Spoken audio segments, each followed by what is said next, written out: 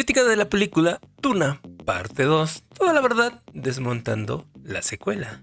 Analizando en este video lo que necesitas saber, obviamente con spoilers con respecto a esta secuela. Empezamos la crítica con la producción, que obviamente es de lo mejor de la película, como en este caso el director Denis Villeneuve, el cual realmente me sorprendió en esta película porque para mí lo dirigió aún mejor que la primera, que ya de por sí era bastante buena. Bien, ya cumplí mi misión aquí. ¿De qué misión está hablando? Usted no hizo nada. Ah, no.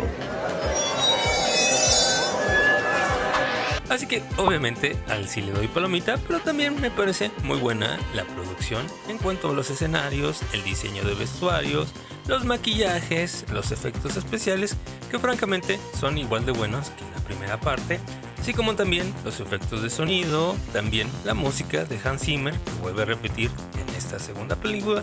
Otro punto positivo para mí sería el diseño de producción, sobre todo en este caso el diseño en cuanto a la tecnología, que ya en la primera película habíamos visto cosas bastante buenas, como en este caso las naves libélulas.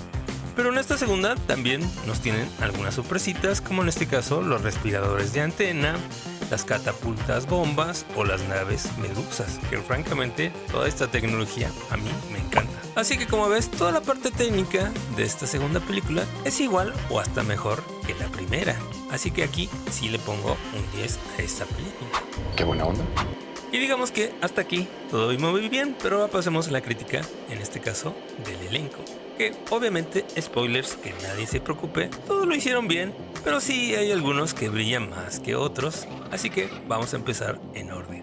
Primero empecemos con la actriz Rebecca Ferguson, que francamente en este caso sí me sorprendió en esta segunda película, que realmente sí lo había hecho bien en la primera, pero en esta segunda su personaje obviamente evolucionaba y se convertía en algo mucho más loco y esta vez más esotérico y un poquito pirada de los sexos, pero francamente sí lo pudo llevar bastante bien, bastante creíble. Me parece que esta actriz es bastante buena, tanto en series como en películas que las he visto, tanto Jigs como no Jigs, sabe llevar bastante bien sus personajes, así que aquí sí le pongo una palomita a Rebecca Ferguson. Otra que me sorprendió para bien sería Zendaya, que realmente no creí, porque en la primera película sí, yo inclusive había dicho en mi crítica que realmente nada más había aparecido para hacer su cameo y era la chica bonita de la película y hola y adiós. Pero en esta segunda realmente se nota y se ve el cariño que le puso la película. El único pero que le pondría sería esas miradas medias enojadas al final de la película, que francamente dices, bueno, ya entendí que estás molesta, pero no te pases. Ya como que queda muy claro que el personaje estaba molesto y no exageres en esa parte de la actuación. Pero de ahí en fuera, salvo ese detallito, me parece que hizo muy buen papel. Así que también a Zendaya le pongo palomita.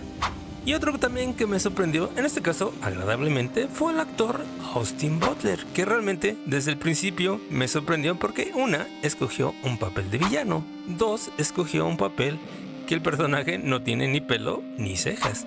Para alguien que es joven y supuestamente galán y anda un poquito de moda, francamente no me pareció un personaje que podría aceptar este tipo de actores, pero sí, creo que en este caso el actor dijo, soy primero actor antes que carita.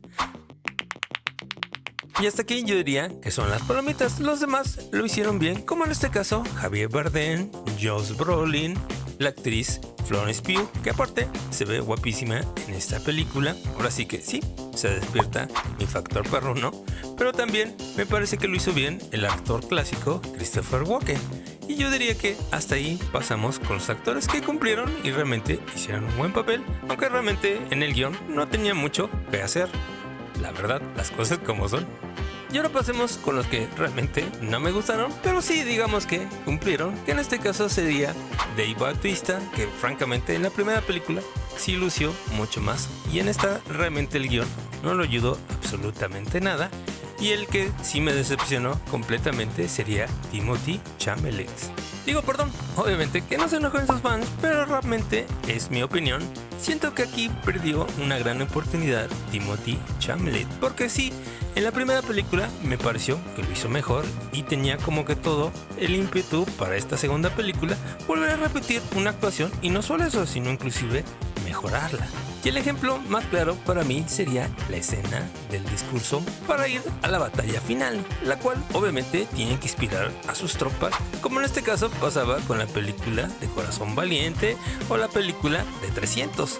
Es decir, un discurso que realmente te haga sentir y vibrar. No desearán cambiar todos los días a partir de hoy por una oportunidad, solo una oportunidad de volver aquí y decir al enemigo que puede tomar nuestra vida, pero jamás nuestra libertad.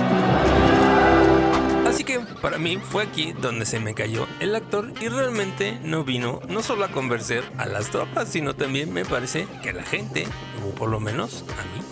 Porque francamente su discurso fue como de una especie de convención de Avon o algo así. Así que mi perdones, pero no me convenció absolutamente nada, en este caso su actuación.